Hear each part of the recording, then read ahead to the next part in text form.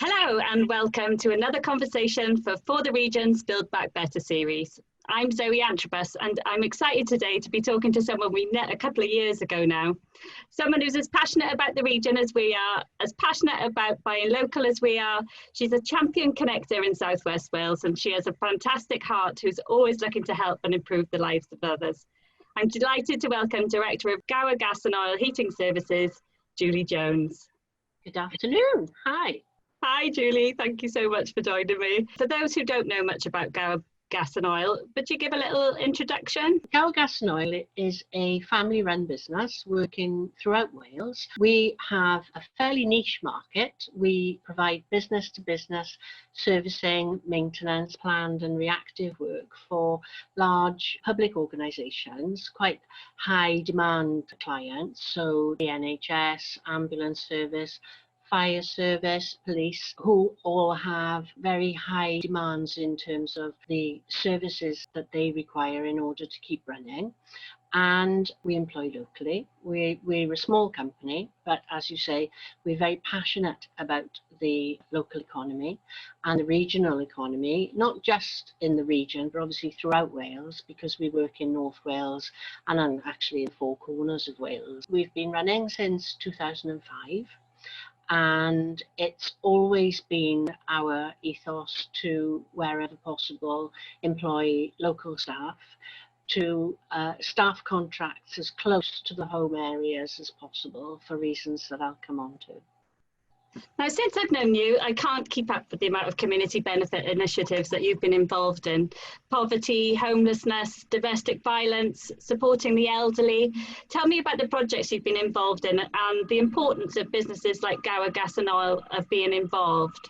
Gower Gas and Oil is my partner's business, and I joined the business after having a break, to raise our young family. It's not my background business, shall we say. It's not my chosen career. I don't know a great deal about boilers, but prior to becoming involved in the business, I worked for a very long time as a social worker and as a community worker. And so my interest has always been to sort of look at the commercial side of the business, but also to see how we could do things in a more ethical way and in a more sensitive commercial way. Now, when we actually started doing business, I was busy raising babies, and my partner was going out and winning contracts and doing the work and seeing to the sort of construction-led side of things.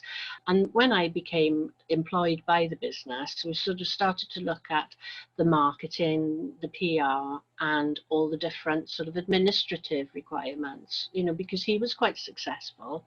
He has an incredible reputation. His knowledge about all commercial appliances and troubleshooting, and he knows everything there is to know about commercial boilers, and he's very well known within that sector.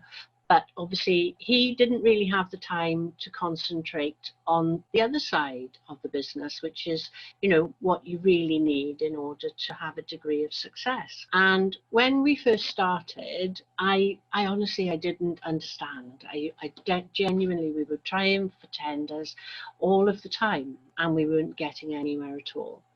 And so I said, at some point, stop, we're not doing this right. We need to go back to basics. We need to have another look at what we're actually doing here. And so I signed up for a number of courses with Business Wales, and it was Mentor a Business, I think, back in the day. So I joined up with them and I put my name down for courses, and I started to go along and to learn the trade, really, and to learn about the language that you needed in order to be successful at tendering and at procurement, and the things that you generally needed to have in your knowledge box then, if you were going to compete, with other businesses who were in the same sector. So I went on a number of tendering workshops, I went to a number of Meet the Buyer events. I went to some tendering workshops twice, to really learn about what you needed to have in terms of knowledge to be able to compete. And around about the same sort of time, the idea of community benefits was starting to filter through to the commercial sector, to the business world. And Welsh Government were actually starting this is in the very early days, to look at, okay, so what can we encourage to come back to the community in terms of actual tangible benefits, because they do have to purchase these services and contracts anyway. So it was kind of a time when, we're going back a few years now, but it was kind of a time when they were looking at what else, what additional benefits can we get out of our procurement structures. So I went on a number of courses about community benefits, and I went to a number of update sessions about community benefits, and I learned about it. And it struck a chord with me in as much as I began to understand from my own perspective how the interface between business and making a successful business can actually be quite comfortably harnessed with doing good, and doing good locally, and how it actually benefits the business commercially to be doing good in terms of giving back community benefits. So whereas a number of companies and bigger companies would spend money on massive advertising campaigns and would approach the market in a way that we couldn't, we had a certain skill set which came perhaps from my background. We need to improve the presence of the business within the community.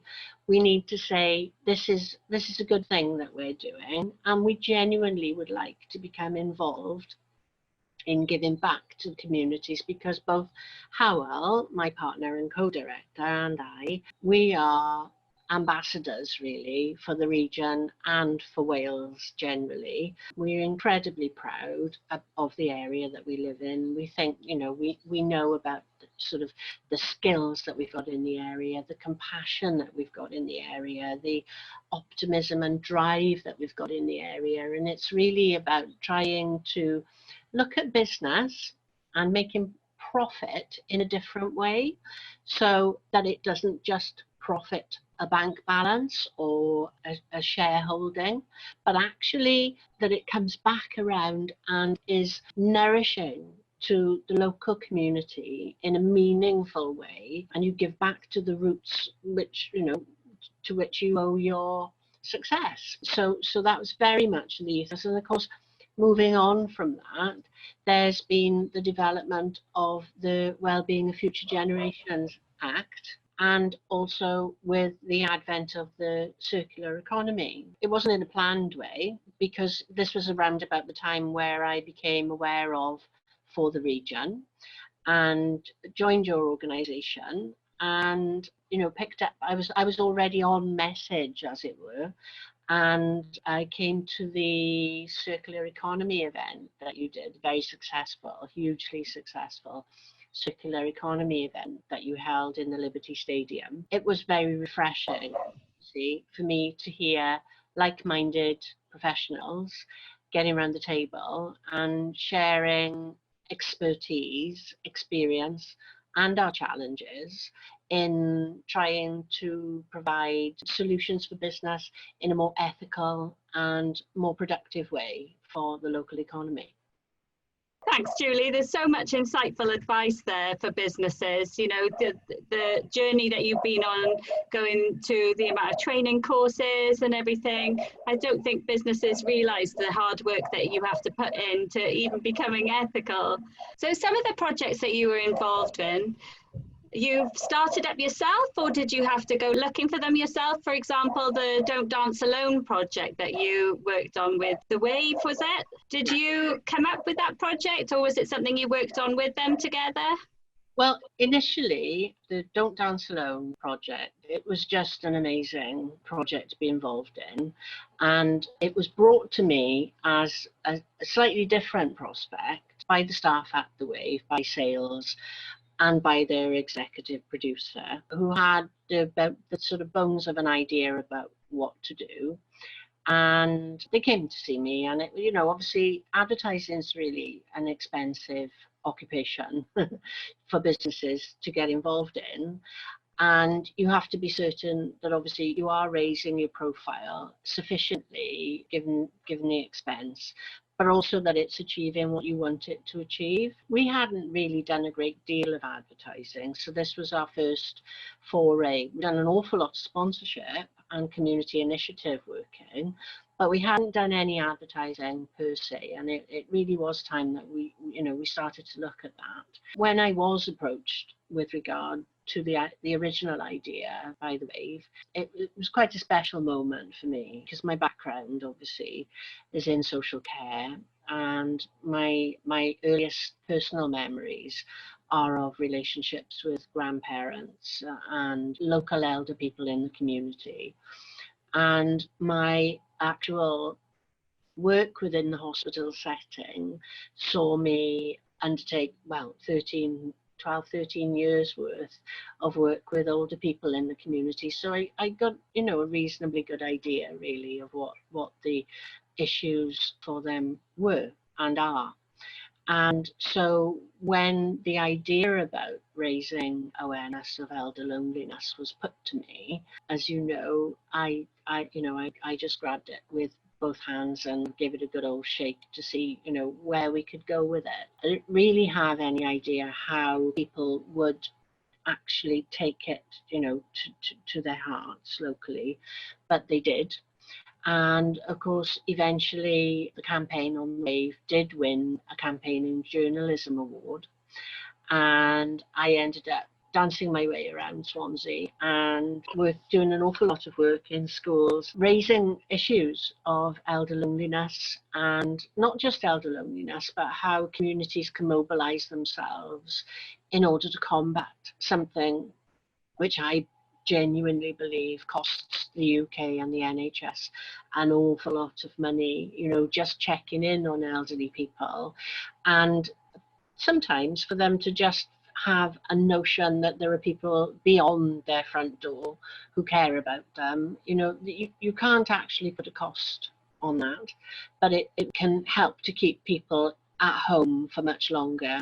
And it can help people to just feel better about, life beyond their front door. Particularly, we're looking at, from our engineering perspective and the connection with the company, we were working at the time with an awful lot of domestic clients as part of a bulk domestic contract. And our engineering staff, who we trained to beyond what's actually the basic requirements, were coming back occasionally to me, because obviously they knew my background in social work. And they would come back occasionally and say, "Oh, I've been to this house and things are not good. The person there was quite advanced in age, maybe not got any food, maybe there's issues of food poverty, maybe there's issues of fuel poverty, maybe there were any number of issues." And so we got into the habit, long before Don't Dance Alone, of picking up information like that, and it was always delivered to me, and then I would relay it back to whichever organisation needed to know about it. People very often, they can be on their own for months at a time and they don't see anybody at all, and they might see our engineer and they've not seen anybody for weeks. So that, there was a very close connection to the business, and also the idea of warmth and the idea of heat poverty, which is a really big issue for a lot of older people when they have to decide whether to heat or eat. And all of those kinds of issues really were in the mix. So when Don't Dance Alone came along, I grabbed it with both hands, because obviously it gave me an opportunity to revisit my social work past and to use some of the skills and the knowledge and certainly the values that I'd established personally, my worldview, and to put them to good use to the wider community. So the opportunity to promote our company, our values, which are excellent, efficient, considerate and safe, to the wider community, and obviously to improve our connections with the caring community that we were already involved in, because we provide services to the Welsh Ambulance Service. We provide services to local hospitals. So it gave us an opportunity to tick an awful lot of boxes for the company, whilst doing something really rather special which was raising awareness of elder loneliness in the community and just raising the profile of older people generally, and also to show what could be achieved with intergenerational work, because a lot of the campaign focused on bringing older people living alone in the community into schools, or bringing nurseries and young children into nursing homes. And it was also to engender an idea that actually one of the things that you find when you work with elderly people an awful lot is that people see the transition from home to care as some sort of end of life move. And it isn't necessarily. You know, nursing homes are in our community, as are residential homes, but they're also part of the community. So Don't Dance Alone was generally about consciousness raising, about all those sorts of issues. And it was, you know, as I say, right where I live, it won awards. And genuinely, you know, we got an awful lot of feedback back from people saying, heard the show on the radio today, amazing, it's brilliant what you're doing, you know. So it had tangible benefits for the business, but, you know, the money that we spent was actually generating an awful lot of spin-off benefits then, not just for the benefit of the business, but also for the benefit of the wider community. And, you know, was forefront really in my thinking that there is a better way of doing business. The millions and millions of pounds that are spent on advertising campaigns, not saying don't advertise, but I'm saying, you know, look at it from a different perspective and see, well, how can we harness this money? How can we use this to better effect? I absolutely loved the campaign. I think that was around the time that I first met you, and you were absolutely everywhere.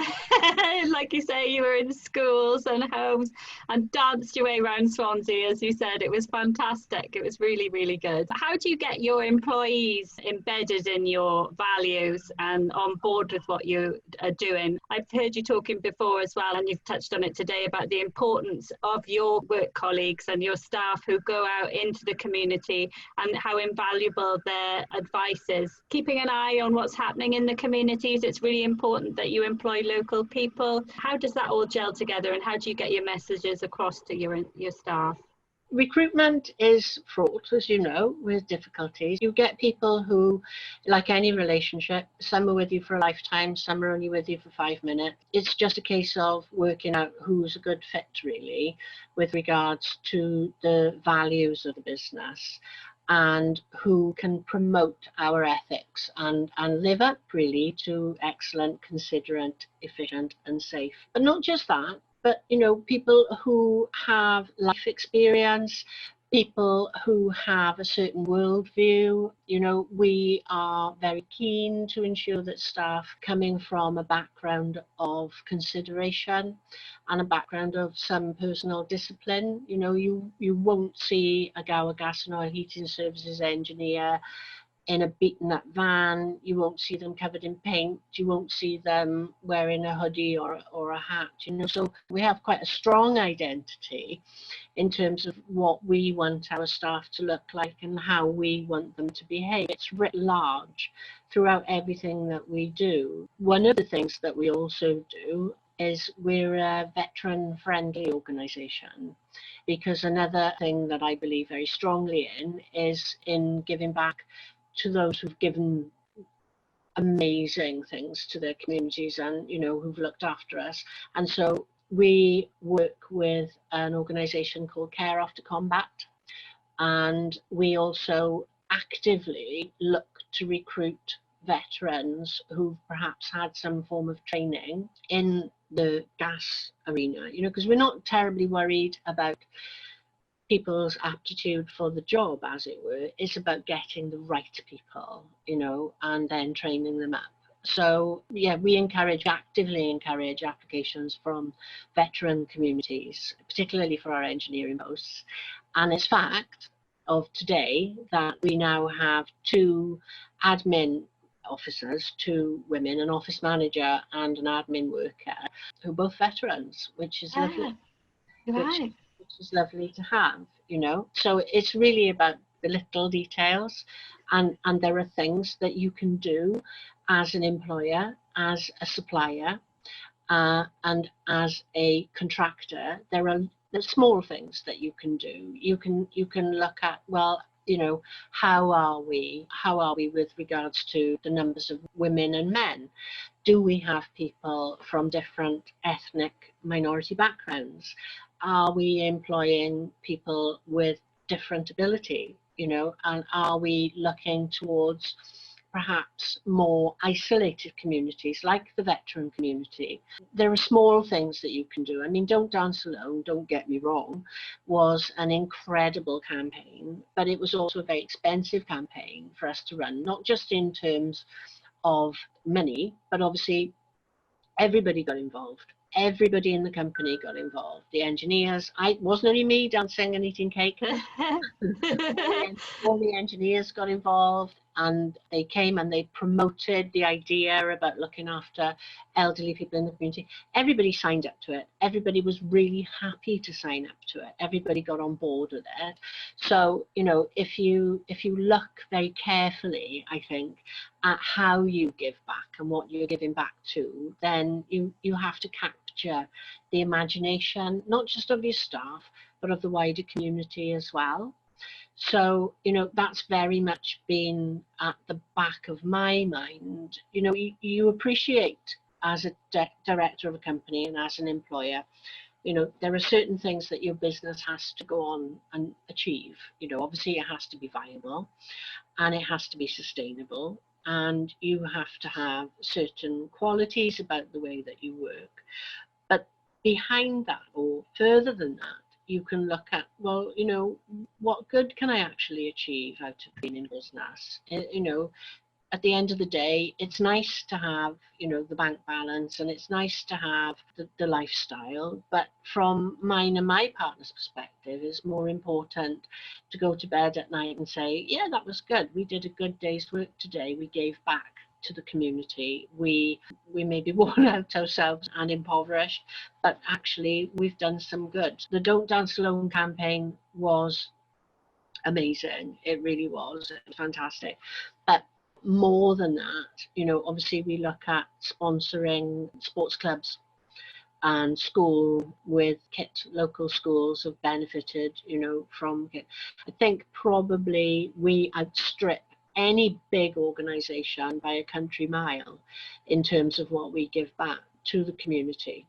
And there's a reason for that. That's because we are rooted in the community, in the wider community of Wales, and because we understand the benefit of being rooted, and it feeds into everything that you do. Because if you are rooted in the community, you're also invested in that community.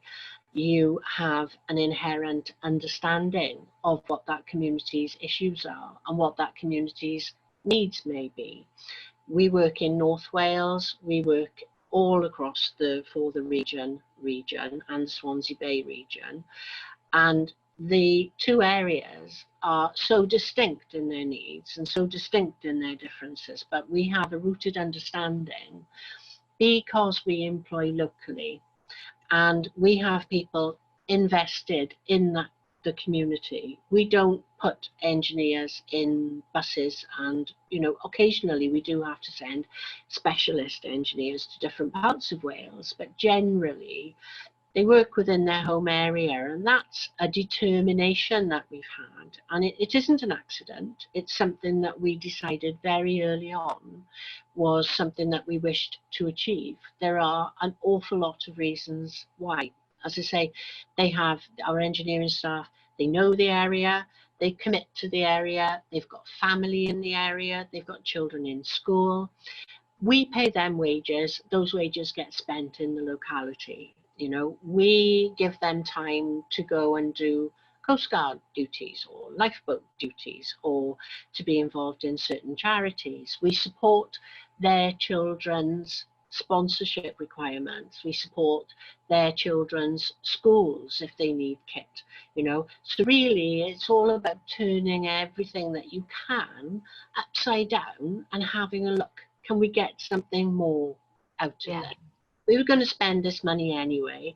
Can we make this money work better, not just for us, but for the community as well. Now, people who get bussed into areas to do work, then, you know, they may be exceptional, they may be, but it's not where they live. And my experience is that stakeholders and invested people give better services. They give better services because, you know, you have an inherent care about, you know, where you live, your community, your school, your kids, your parents. So it all just, and the best part about it is it's not in any way discriminatory, it's not exclusive, it's not xenophobic in any way, because the best part of it is, for the whole of the UK, everywhere is local to somewhere. Yeah. So it can work, you know, it can work on a very meaningful level, that business can actually tool itself up, go and do the learning, go and find out about what other people are doing. If you've got the time to spare to get people like we were fortunate and I was able to do, to learn the trade of procurement, and then have people like me who are unafraid of putting themselves out there and saying, there's a better way that we could do this, you know, we can work better, we can buy locally, we can consume locally, we can improve the local economy for all of the beneficiaries, you know, and you can look at wider implications of it, such as, you know, you're not shipping in a banana, you're not flying in a banana for your tea. You know, what can you do on a micro level that can have macro effects and can bring about change? You know, sort of looking at your recycling maybe in your office, and do you need to actually use paper? Are we using local goods? Are we eating seasonal fruit and vegetables, for example? Are we buying things from local shops? And it's really about taking down bit by bit the reliance we've had or we've learned on multiple or public liability companies, you know, PLCs, all of these supermarket type sort of ideas that have infiltrated our consciousness and our way of doing things. You know, it's not more expensive necessarily to buy local. It can be a little bit more inconvenient because you have to find parking, etc. But it's really worth going that extra mile to make a difference. And we do try and live that in, you know, through Gower Gas and Oil and through all the different things that we support and all the different causes that, you know, that we pick up. We also look at what our clients' favoured causes are. One of our long-term clients, Dyfed Powys Police, we've got a very long relationship with them. And one of the areas that they wanted to shine a light on was the issue of domestic violence. So we worked in partnership with them and with Beth and Syed, the Assembly member, or member of the Senedd now as they're called, to look at promoting the awareness of domestic violence in the home. So working with Beth and Syed and her colleagues and a number of organisations to highlight the prevalence of coercive control within the home, and looking at the impact that that then has on children, on future generations. So exploring, and again, another way of working and another way of meeting our community benefits obligations. Everybody has them. Everybody that does business in Wales. I very quickly grasped the nettle in terms of not just how you can use this to the advantage of your business, but obviously I have another role in the local authority. I had a role as somebody who understood the conundrum of looking after the public from a different perspective. So I understood quite early on how one can harness one to benefit the other. And so when the community benefits programmes started to be rolled out by Welsh Government, you know, I was a fan straight away. I am a fan of all things local, of all things regional, and really I think my key message is we need to really wake up to selling our heritage, our local resources to the cheapest bidder when, that's not necessarily the best solution, not for the area, not for us. We can do this, we can do it for ourselves, we can localize, we can mobilize, and we can look after ourselves in a better way, and there is a better way of doing business. Thanks, Julie. You hit so much of our For the Region ethos, the procurement. We really try and drive home the importance of looking at procurement, the buy local initiative. You really hit everything that For the Region is all about. And we're so privileged to have you as a member of ours and such a great champion in the region. Your employees, I've seen lots of photos on your social media of your employees involved in great campaigns through COVID. COVID hasn't stopped your work in the community at all, has it? No, I think the pandemic and COVID, coronavirus, whatever you choose to call it, has really knocked everybody sideways. And of course, in the early days when we were first locked down, there were an awful lot of challenges to be met, both from a commercial perspective and from a personal perspective. And quite early on, it became apparent that, we would need to reorganize. And to me personally, it became apparent that there were going to be a number of issues that we could maybe use our business resources to help towards. So one of the things that we became involved in was the Scrubs for Hubs. That was an amazing initiative where lots and lots of people in the community, most of them actually from a professional seamstress or tailoring background, got together to try and address the critical shortfall in personal protective equipment, PPE, and in particular scrubs. And obviously, we had a connection as we look after a number of hospital communities and a lot of hospital estate. And so it occurred to us that, this was another avenue that we could look at, assisting our clients then in their hour of need. And so we had some spare space and we had some spare person hours. And we put them to good use by giving over part or half of our building actually to the coordination of the PPE effort and the Scrubs for Hubs. And it was enormous. It was an enormous undertaking. And I was really proud of the work that went ahead in the office on behalf of Gower Gas Oil. And the sheer numbers and the volume of equipment that was made. We didn't make it, but we distributed it, we delivered it, we collected material, we coordinated the calculation of who needed what, and we gave admin hours to that as well. So I think when things started to calm down and PPE became more readily available, I think up around that point, 25,000 pieces of PPE had actually passed through our office, prepared by incredible people in the community, coordinated by incredible people in the community, and then given over to us for distribution and handing out to hospitals, care homes, and even vets, veterinary surgeons, anybody that couldn't get PPE or masks, and we were assisting in that.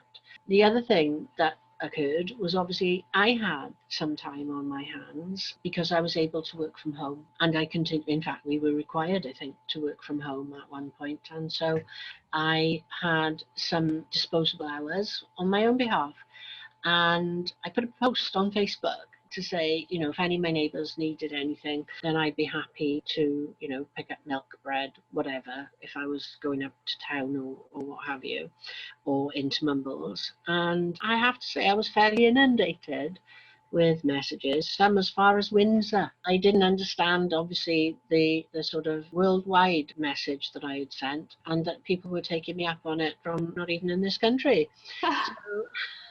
Wow! So very quickly, I realised that the error of my ways. I got in touch with a number of key people in the community. Our local councillor, Councillor Lyndon Jones, was one of the first people. And it occurred to me that one of the commonalities running through the area was our churches and places of worship. So I got in touch with the people in the churches, so Sue Waite and Andy Walker, Reverend Andy Walker, and asked them, did they think that it might be an idea that we could perhaps string together some informal support for the community during the pandemic. Then the lovely Dawn and yourself got in touch and said, what is it that you're up to? What are you doing now? What are you doing now? And shared ideas, and we ended up in a war cabinet meeting at Swansea Council for Voluntary Services, and we were all, just swept along and happy to contribute. And Lyndon and Graham Lucas and I came away, and we met with the people from the higher ups in the church. And then I put out another message saying, we may be doing this thing, we may be looking at, stringing together some support. And I got an awful lot of replies from local people who I know. And we had a meeting, and the Gower Isolation Support Group was founded. And we were really fortunate because Merton Methodist Church got on board, as did St Tylo's Church, as did Councillor Lyndon Jones, as did Councillor Rob Stewart, the leader of Swansea City Council, and gave us all the support that we needed. And at the height of our activity, we had a helpline running from Lamplighter, which is a church-owned shop and coffee shop in the middle of Bishopston, for people to ring if they were distressed, if they were worried, if they had immediate needs to be met, sort of prescription collection, shopping, any issues really. And we had 70 volunteers locally signed up to contribute and offer to run errands or to collect prescriptions. We had a dedicated team of people to run the lamplighter function and to man the helpline telephone. And we had a group of 12 coordinators who coordinate everything for the Gower Isolation Support Group. And then I set up the Gower Isolation Support Group Facebook page, really as a way of trying to keep everybody connected, keep everybody informed, because there's an awful lot of misinformation out there, and keep everybody's peckers up really, because it's such a miserable time, and just posting funnies and little bits and pieces. It's become a bit like a magazine almost. It's still running. I think we've got about 13 or 1400 members now. Yeah, so it's been a busy time. And then at the end of that, I decided that perhaps, we could be looking at, there are an awful lot of people out there who are not in receipt of any statutory services, and they're making losses, that they won't regain. These are older people, some of whom have got early onset dementia, and they won't recover some of the losses that they're making right now, because they're not seeing people, they're not going out, they haven't got the normal community queues, they haven't got church. And so I thought, well, what would be a nice thing to do would be to actually perhaps make a meal, prepare a meal that would get delivered to them every weekend. And some people thought that that was very foolish. And other people said, yeah, let's run with it, let's do it. And anyway, the Grub Club was established, and we provide a home cooked meal on a Saturday for local people who are vulnerable or who are shielding.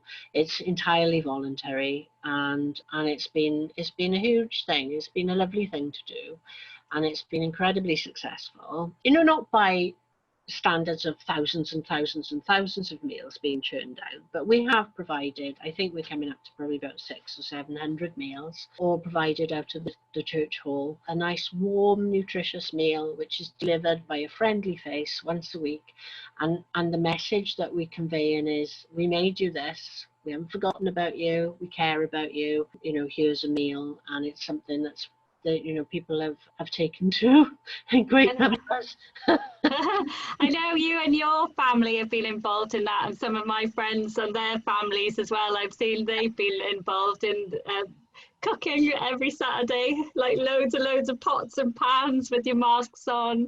Like, it's been really, really inspiring. Is that going to continue for a little bit, as like COVID's not over yet? So what's happening to the Gower Isolation Group and the Grub Club? Gower Isolation Support Group, really, I think we're going through a period of almost treading water, because we don't really know what the future holds. And obviously, everybody's doing this in a voluntary capacity. Nobody's getting any pay for it. We don't have any paid officials. You know, we don't have any support from any organisations at all. Everybody's doing it not instead of, but as well as everything that they were already doing. So, you know, hats off to all the volunteers. They've been absolutely incredible. And we've got a core, really, of can-do people ready to spring into action like coiled springs. So we're literally, we're carrying on with the Grub Club. I'm carrying on with the Gower Isolation Support Group Facebook page. We continuing with the lamplighter. You know, we don't really know where we're going in terms of things opening up, things closing down. And I think that that's probably how we're going to have to adapt during the winter. You know, I think we're all going to have to suck it up, and we're all going to have to say, we've got to do our bit, we've got to wear a mask, we've got to wash our hands. If it's lockdown, we've got to stay in, you know, and for the greater good then, for the good of each other and for the good of our vulnerable people in the community. So whilst, you know, we don't really know what we're looking at going forward, and there is a lot of fatigue, I think. A lot of people are really fed up and depressed about the prospect of a winter with this virus, you know, running rampant. And it's really about trying to encourage people to say, come on, you know, we can still do this, you know, we can help each other, we can sort it out. So trying to keep everybody buoyed up and ready, really. Yeah, I think that's has been so important, hasn't it? Is actually how communities have come together and kept each other going, and kept, you know, even that whole thing about keeping busy as well. You know, you're out there supporting other vulnerable people, but it's also keeping your mind busy and helping with your own worries and concerns that everybody has about COVID. And I think that by giving back, it keeps your brain busy and keeps you active. I think also, Zoe, I think it helps you retain the sense of perspective, you know. One of the things that I learned, you know, as a social work practitioner is particularly working with older people, but I think it affects everybody across the board, is if for any reason you drop out of society for any length of time, your perspective can change and the world can start to seem an awful lot more scary than maybe it actually is. And things can seem to be an awful lot more worrying than they actually are. And, you know, you just get into a situation where you stay in and all you do is watch the news, and then you watch the next, and you know, you can become quite debilitated. You can become very isolated, and you can very easily become quite depressed. So I think the best antidote to that is to, you know, get yourself up, get yourself washed, get yourself out there, make yourself safe. You know, don't take any risks, and do little bits maybe in the community, in your own garden even, you know, just get some fresh air. But, you know, to try and keep everybody's enthusiasm for life up, because I know that people genuinely are feeling very fatigued and very worn out. And sadly, you know, we are looking down the barrel of winter, where, you know, genuinely these things can become very much more complicated by the normal winter bugs and the normal winter viruses. So we keep in an open, realistic but optimistic mind, you know, and just trying to sort of bring people on board and say, you know, come and help. If you're locked down, or if your business is closed and you've got a spare few hours, you know, there's so many things going on. You can get involved in a socially distanced beach clean, or in the Merthyr, they've got the grot spot people that go around cleaning up, you know, areas that have become delinquent with rubbish and all sorts of unmentionables. So, you know, there's so many things that you can get involved in. You don't have to sit at home and be lonely. You don't have to sit at home and be worried. You don't have to sit at home piling on the pans. You don't have to sit at home drinking copious amounts of wine. You can do that, obviously, but you can also choose to get out there and get some fresh air and do some good. Thanks, Julie. Honestly, today's conversation has been so packed full of so much advice and information for people. I really hope that people enjoy listening to this conversation as much as I've enjoyed talking to you. There are many benefits to communities to have the help and support from businesses like Gower Gas and Oil. The ripple effect of local businesses and communities coming together has a clear long-standing benefits for local economies, employment, and most importantly, as Julie's just mentioned, well-being for all. I'd like to thank Julie for joining us today, and we'll look forward to seeing you all again soon.